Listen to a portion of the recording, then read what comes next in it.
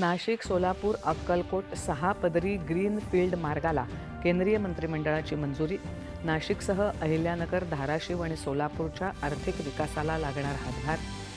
अयोध्येतील श्री रामलल्लाच्या प्राणप्रतिष्ठेच्या दुसऱ्या वर्धापन दिनानिमित्त पंतप्रधानांनी दिल्या शुभेच्छा. अयोध्येतल्या माता अन्नपूर्णा देवीच्या मंदिरावर संरक्षण मंत्र्यांच्या हस्ते ध्वजारोहण.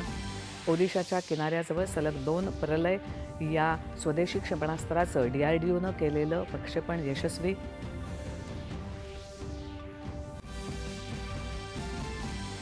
भारतीय पोलीस सेवेतील वरिष्ठ अधिकारी सदानंद दाते यांची राज्याच्या पोलीस महासंचालकपदी नियुक्ती. पुढील 2 वर्ष सांभाळणार कार्यभार. रामदास आठवले यांनी घेतली मुख्यमंत्री देवेंद्र फडणवीस यांची भेट.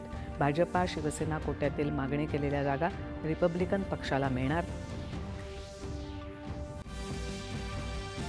सरत्या वर्षाला निरोप देण्यासाठी आणि नव्या वर्षाच्या स्वागतासाठी सर्वत्र उत्साह.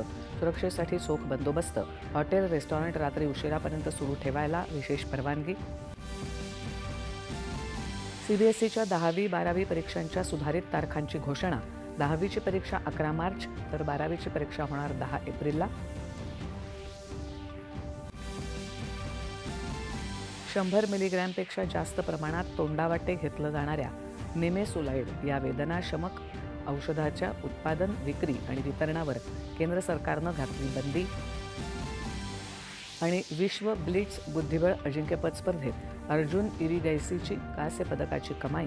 अर्जुनच्या कौशल्य, चिकाटी आणि कटिबद्धतेचं पंतप्रधान नरेंद्र मोदी यांनी केलं